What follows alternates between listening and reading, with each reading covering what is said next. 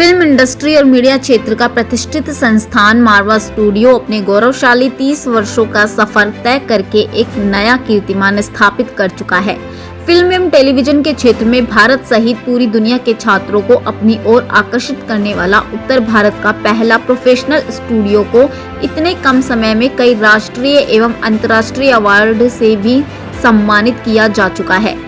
मारवा studio संस्थापक एवं international chamber of media and entertainment industry के प्रेसिडेंट संदीप मारवा ने कहा कि मैंने इस कड़ी मेहनत और लगन से सींच कर बड़ा किया है, जिसमें मेरे माता पिता, मेरे सहयोगियों एवं परमपिता परमेश्वर का बेहद बड़ा सहयोग रहा है।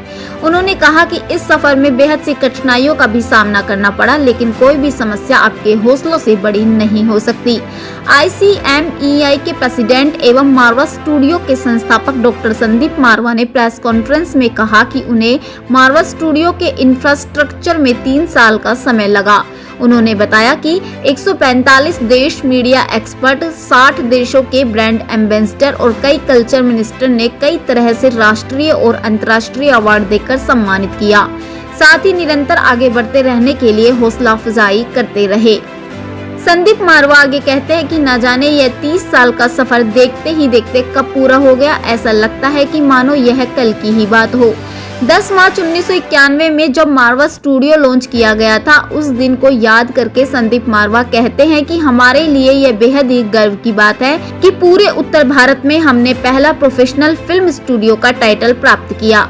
संदीप मारवा आगे कहते हैं कि इन 30 साल के सफर में 7 वर्ल्ड रिकॉर्ड, 100 ऑर्गेनाइजेशन, 2 मिलियन लोगों का साथ, 145 देशों, 700 अवार्ड, 20,000 मीडिया एक्सपर्ट, काफी सारे दिग्गज सेलिब्रिटी और राज्य सरकार एवं केंद्र सरकार का साथ मिला, जिससे आज मारवा स्टूडियो ने अपना मुकाम हासिल किया है।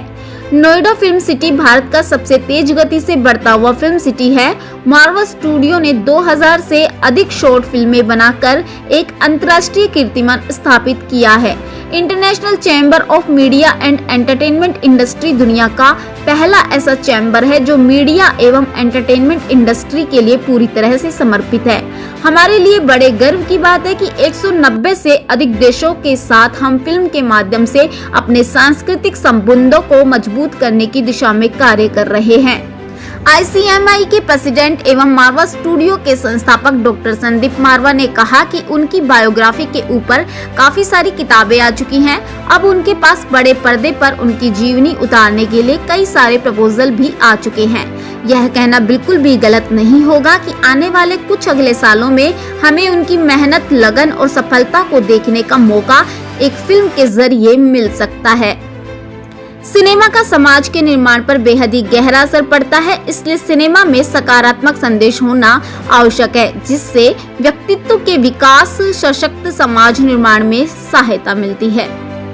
1986 में मैंने फिल्म सिटी की योजना तैयार की। 1987 में ये पूरा प्रोजेक्ट पास हुआ। 1988 में अलॉटमेंट हुई और 3 साल हमें लगे और 1991 को हम लोगों ने 10 मार्च मारवा स्टूडियो का यहाँ पर एक शुरुआत कर दी। उत्तर भारत का पहला फिल्म स्टूडियो था और देश भर और दुनिया भर से उसी दिन से हमें मुबारकबाद आनी शुरू हो गई और आप लोगों के आशीर्वाद से फिर पीछे मुड़ के नहीं देखा। इन पूरे 30 सालों के अंदर एक पूरा दौर निकला है। हम लोगों ने मारवा स्टूडियो को पहले पूरा इस्टेब्लिश किया। आज मारवा स्टूडियो में दावे से कह सकता हूं कि तकरीबन 4,500 टेलीविजन प्रोग्राम, 50 से भी ज्यादा चैनल के लिए और तकरीबन 5,000 ट्रेनिंग फिल्मों का यहाँ से निर्माण हुआ। हमारी प्रोडक्शन कंपनी ने तकरीबन 3,000 शॉर्ट फिल्में बनाई। करीब 125 फीचर फिल्मों के साथ हम लोग जुड़े और मारवा स्टूडियो ने अपनी एक अच्छी नीच, एक अच्छी अपनी पहचान देश भर और दुनिया भर में तैयार कर ली। 1993 में हम लोगों ने Asian academy of film and television, Bharat का पहला निजी फिल्म स्कूल तैयार किया इसी मारवा स्टूडियो कॉम्प्लेक्स से। और आज बड़ी खुशी है ये कहते हुए कि दुनिया के पहले 10 बड़े फिल्म स्कूलों में आज AAFT का नाम आता है। एक छोटा सा बुटीक इंस्टीट्यूट जहां से शुरू हुआ और आज उसने एक भारत की पहली फिल्म यूनिवर्सिटी का एक रूप धारण कर लिया है। बड़ी खुशी है कि हम लोग एजुकेशन में अपना नाम कमा सके। आज तकरीबन 70-80 अलग अलग कोर्सेज चल रहे हैं, करीब 14 डिफरेंट उसके डिपार्टमेंट हैं और AFT राष्ट्रीय नहीं बल्कि अंतर्राष्ट्रीय ब्रांड बन चुका है।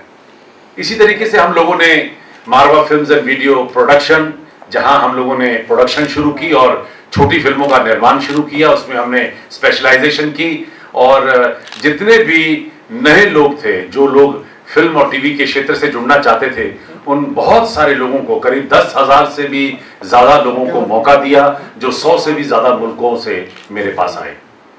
ये सब करते करते हम लोगों ने भारत का पहला निजी फिल्म संस्थान, जो रिसर्च सेंटर है, international film and television research centre की यहाँ से योजना तैयार की, जो अपने आप में एक बेहतरीन काम कर रहा है। और जो जो सुझाव हमें उस रिसर्च सेंटर से मिलते गए, उन तमाम सेंटरों को, उन तमाम विचारों को हमने बड़ी खूबसूरती से यहाँ पर इस्तेमाल किया है।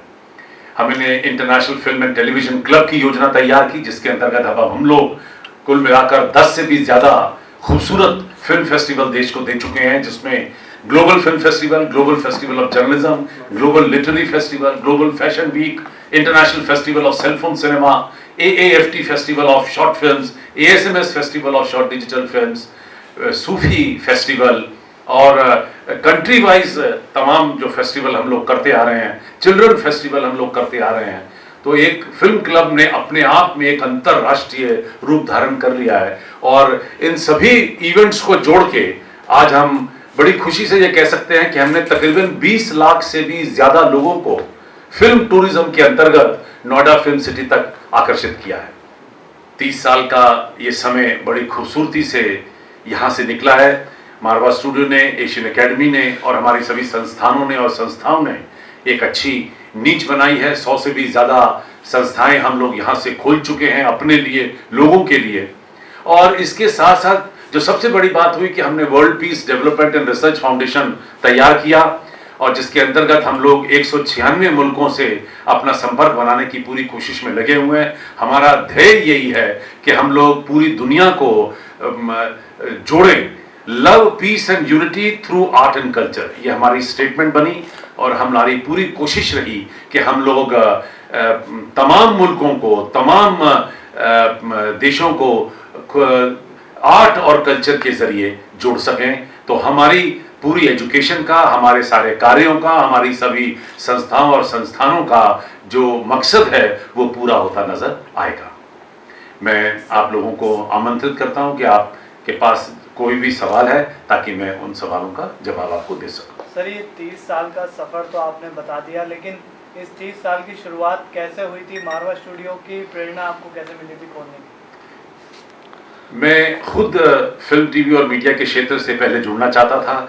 यहाँ से मैं बॉम्बे तक गया। वहाँ पर मैंने 3 फीचर फिल्में साइन की थी और मैं उनमें काम करना चाहता था, लेकिन मेरी बदकिस्मती थी कि जिस दिन 3 फिल्मों को मिस्टर रेड्डी फिल्म प्रोड्यूस कर रहे थे, उनका अचानक देहांत हो गया और मुझे ये ख्वाब फिल्मों में आने का जो था वो छोड़ना पड़ा।